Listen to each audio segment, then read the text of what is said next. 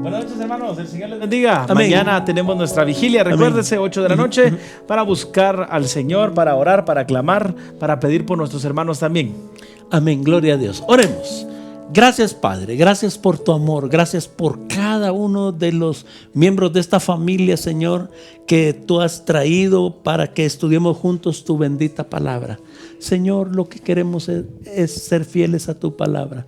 Ayúdanos, papito, ilumínanos. Gracias por los siervos y siervas que a lo largo de toda la historia, Señor, has usado para que ellos nos ayuden a entender y que tu Espíritu Santo traiga luz sobre nosotros, Padre, para que seamos fieles en lo que dice tu palabra. Gracias por este pueblo tuyo que te ama y que cree tu palabra, esa palabra de la cual tú mismo dijiste: el cielo y la tierra pasarán, pero mi palabra no pasará. Gracias por esa fe y confianza, Padre. Pero también gracias, Señor, porque esa palabra también tiene promesas para nosotros.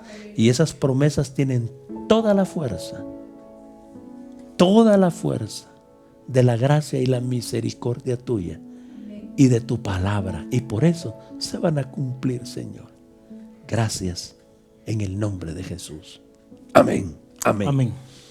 Estábamos en el programa anterior hablando de Ezequiel 39, 25 y 29. Es una porción con muchas cosas para poder aprender y analizar de lo que hemos estado hablando, de las batallas escatológicas, de puntos claves de la palabra para saber si eso no es escatología, si es historia pasada o no. Okay. Amén, amén. Y entonces también tiene aquí los efectos espirituales que van a tener esas batallas. Sobre todo Israel, no, lamentablemente no, pero sí sobre el remanente del Señor. Leemos esa porción amén, de nuevo, amén. Ezequiel 39 del 25 al 29. ¿Cómo dice? Por tanto, así ha dicho Jehová el Señor: ahora volveré la cautividad de Jacob y tendré misericordia de toda la casa de Israel y me mostraré celoso por mi santo nombre. Y ellos sentirán su vergüenza y toda su rebelión con que prevaricaron contra mí cuando habiten en su tierra con seguridad y no haya quien los espante. Cuando los saque de entre los pueblos y los reúna de la tierra de sus enemigos y sea santificado en ellos ante los ojos de muchas naciones.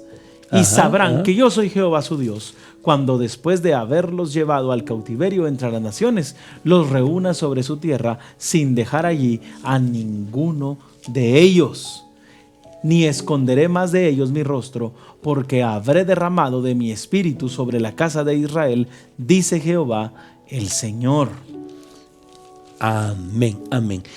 Queríamos ver algunas cosas puntuales de esta palabra. La primera que tenemos que ver, hermano, es que esta victoria de Israel sobre la coalición de Gog y Magog va a tener efecto espiritual de conversión. Un avivamiento, ¿verdad? Podríamos decir. Por eso mismo, este Israel espiritual va a ir en contra del anticristo. Totalmente, porque se dará cuenta que él quiere usurpar y tener lo que solo Dios puede tener.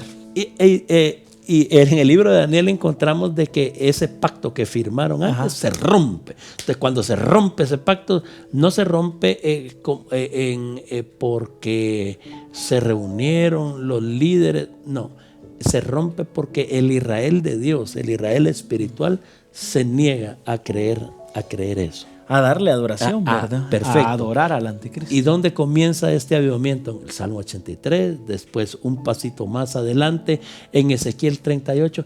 Y eso es lo que profetiza Zacarías, que dice que en ese tiempo de crisis, Él va a mandar espíritu de arrepentimiento. Y una cosa preciosa en esta porción, en el versículo 29, mire lo que dice: ni esconderé más de ellos mi rostro, porque habré derramado de mi espíritu sobre la casa de Israel, dice Jehová el Señor. Y como hemos estudiado en todo este tiempo, estamos en ese paréntesis del trato de Dios con Israel. Correcto. Entonces aquí no podemos pensar en 1948, no podemos pensar en la batalla de los 6 días, no podemos pensar en batallas históricas que están en la palabra del Señor, sino es un momento especial donde el Señor vuelve a tratar con su pueblo, donde ese tiempo de los gentiles termina y empieza nuevamente el trato de Dios con Israel, con el remanente de la casa de Israel. Amén. Hay cierto tipo de religiosos, por decirlo de una manera, que creen que el libro de Apocalipsis es un libro, ellos dicen que está narrando cosas que ya sucedieron. Por ejemplo, ellos piensan que la gran tribulación es cuando el general Tito destruye el templo de Israel en el año 70 después de Cristo. A este tipo de interpretación se le llama preterista, que piensan que no habla ninguna cosa acerca del futuro, sino que habla como profecía lo que ya pasó. Exacto. Eso es no creer en la palabra del Señor. Ahora, ¿por qué lo hacen eso? Porque de alguna manera, cuando comienzan a ver la profecía, dicen, ¿y cómo es eso que Daniel sabía cuáles eran los reinos del mundo 200, 300, 400 años que siquiera existieran? Porque piensan que la cabeza de Daniel es la que hizo eso. Exacto. No es la cabeza de Daniel, es el Dios de Daniel el que le está dando a entender y que escriba eso. No pueden creer que Dios pueda profetizar, que no conozca el futuro Dios. Entonces, ellos no creen en el Dios de nosotros, tienen otro Dios. Y es que hay una cosa bien interesante en toda la profecía. ¿Qué sacamos de estudiar todo esto? Como dice 2 Pedro, que vivamos santa y piadosamente. Correcto. Entendiendo que esto nos debe de mover el piso en el cual estamos parados y decir, correcto, yo debo de vivir para Dios. Perfecto. Y eso incluye una cosa que a la mayoría de esta gente no le gusta, que Dios se fija también en la parte moral del hombre, en cómo es en su relación con la familia, con la gente, con sus negocios, en el trabajo, si es un vicioso, si no es un vicioso, si es un mujeriego, si no es un mujeriego. Y eso es lo que a muchos de estos religiosos, como decir, no les gusta, porque tienen que dejar un montón de cosas que no quieren dejar atrás. El Señor me permitió en una oportunidad escuchar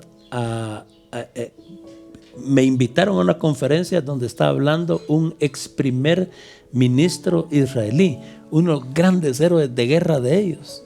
Dios me dio la bendición de poder escucharlo, pero tristemente él cree que esta parte de Ezequiel es cumplida cuando en 1948 las Naciones Unidas les permitieron a ellos tener su territorio. El problema es que Israel nunca ha tenido paz.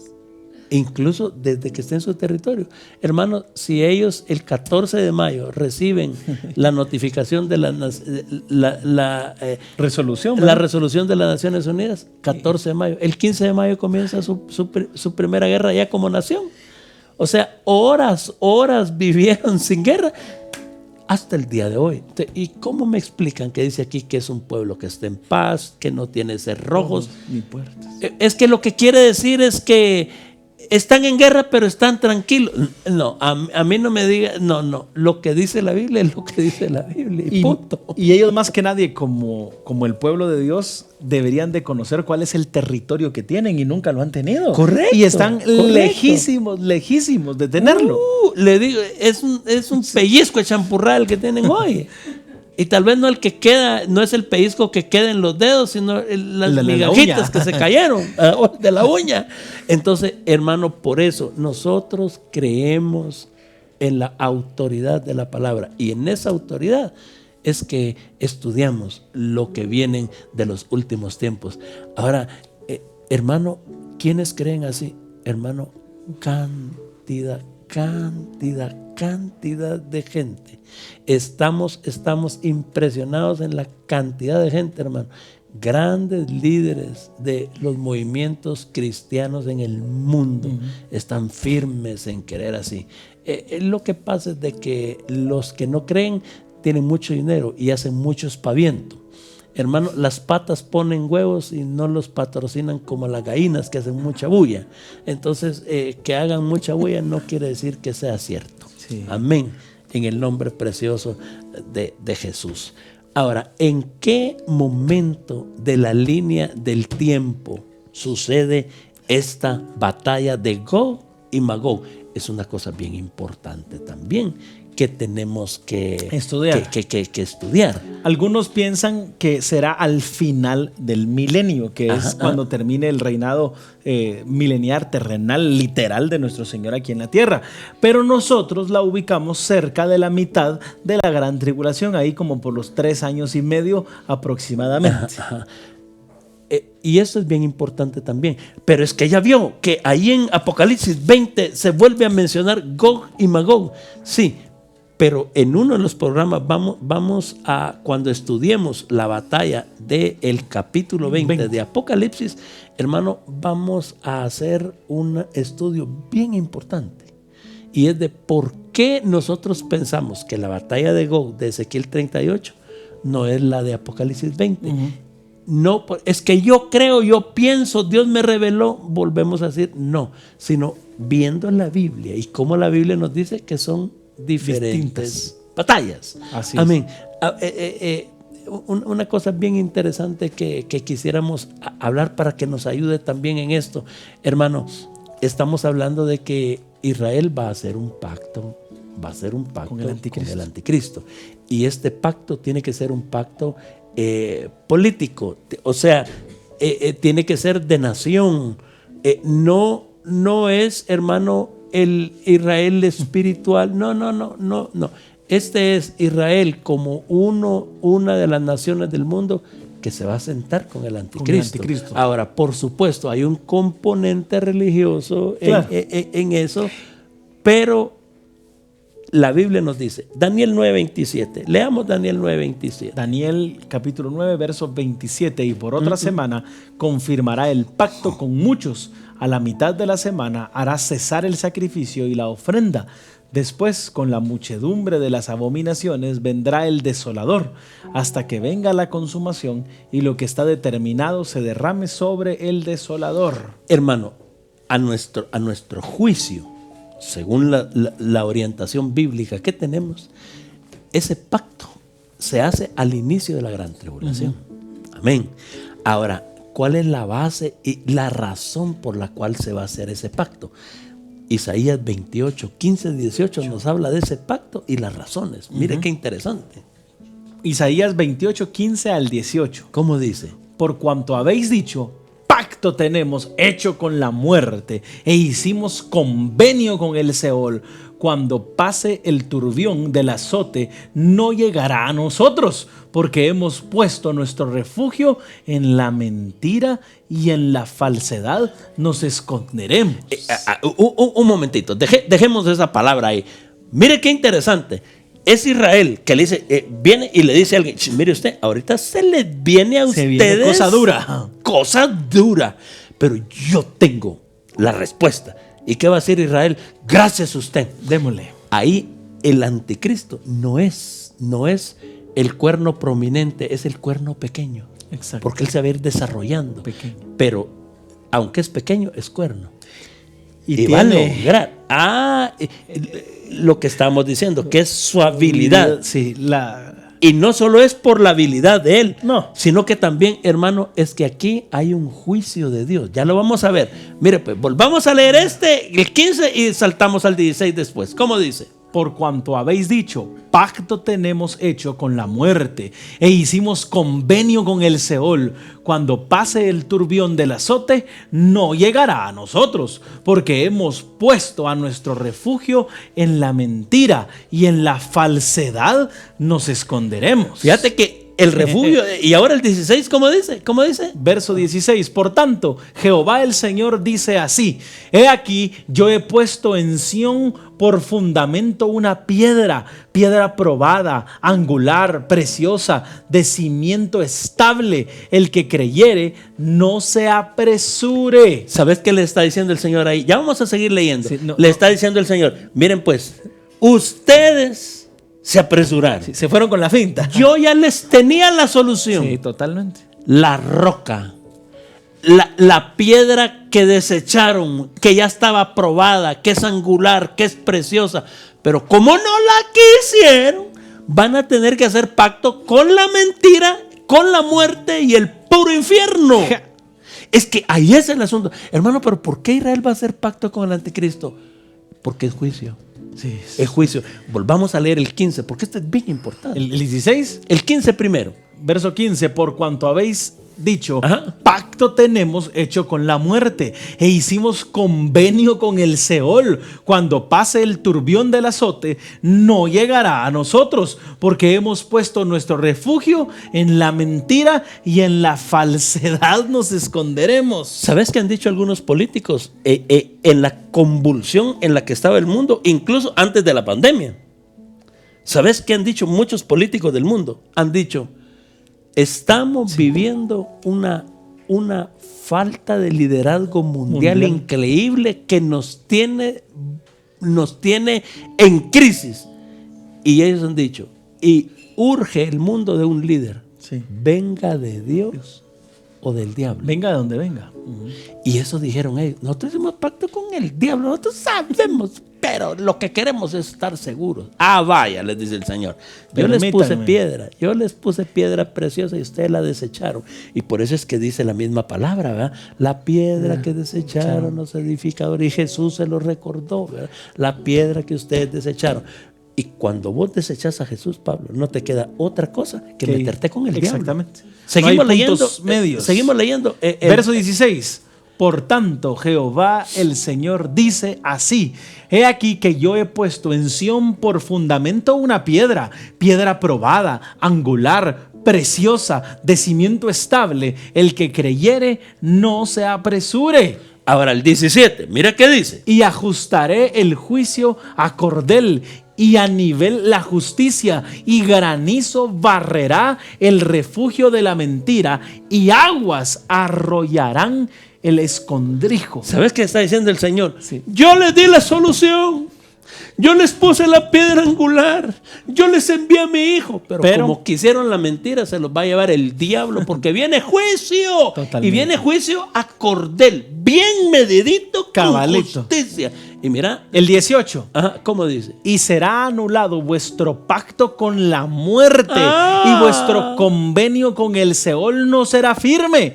Cuando pase el turbión del azote, seréis de él pisoteados. ¿Y sabes qué les está diciendo el Señor?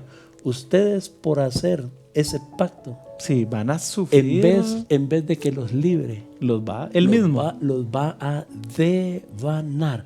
Y mira qué interesante, porque fíjate que la primera arma del anticristo es la mentira y la falsedad. Sí, sí, sí. Mira Daniel 8:25. Daniel 8:25, ¿cómo dice? Con su sagacidad hará prosperar el engaño en su mano, y en su corazón se engrandecerá, y sin aviso destruirá a muchos, y se levantará contra el príncipe de los príncipes, pero será quebrantado, aunque no por mano humana. Hermano, Con sagacidad. La primera arma del anticristo no va a ser el sello.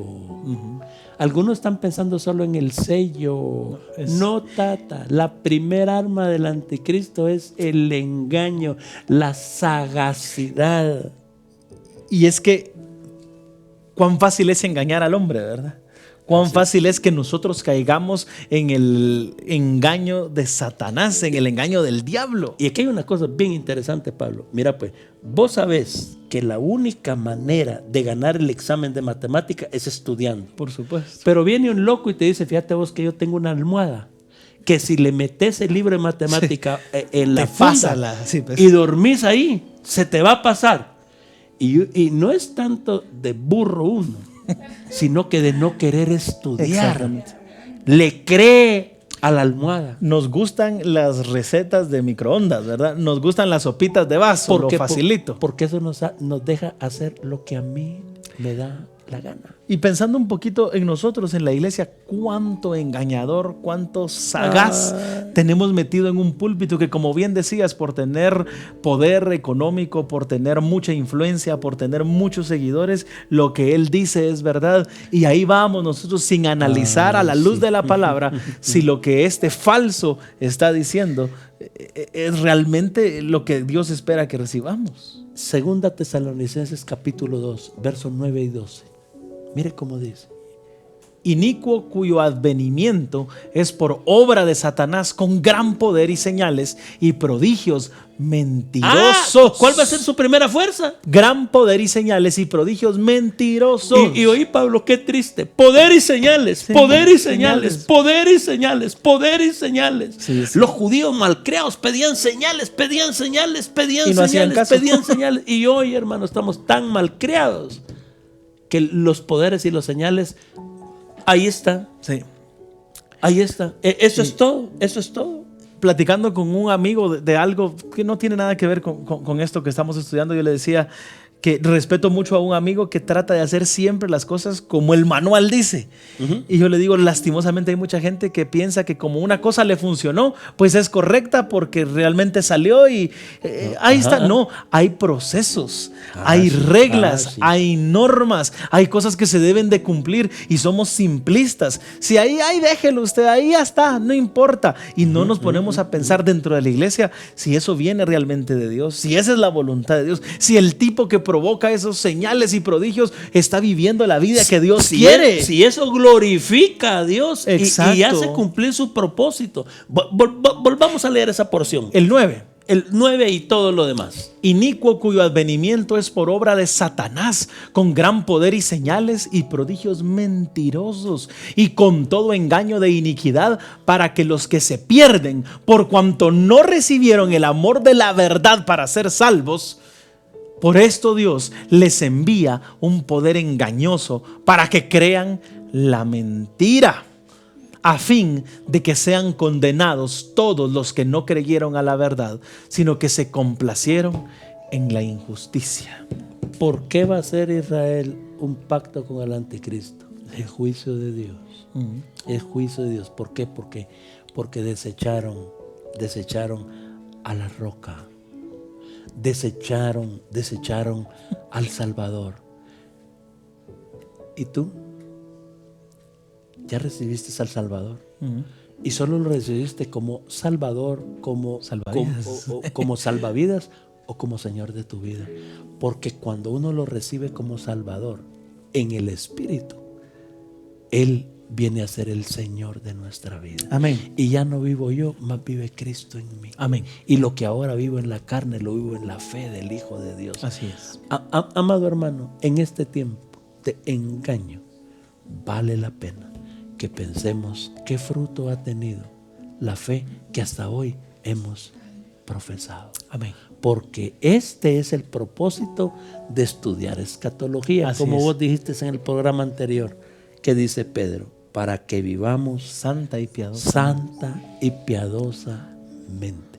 No es, ay, yo sé cómo va a terminar No. todo. Ya me enseñaron que es food, que es cus. No, hermano, es reacción poderosa del Espíritu cambiando mi vida. Que se nos note que de verdad el Señor es el Señor de nuestra vida, que Dios reina en nuestro corazón. Amén. Y que estamos cumpliendo su voluntad. Amén. Vamos a orar. Vamos a orar antes de terminar ese estudio. Gracias, hermano. Bendecimos por el privilegio que nos dan de sentarnos juntos a estudiar esta palabra. Y más porque sabemos que esto produce fruto en nuestra vida y en la de Amén. ustedes. En el nombre de Cristo. Oremos.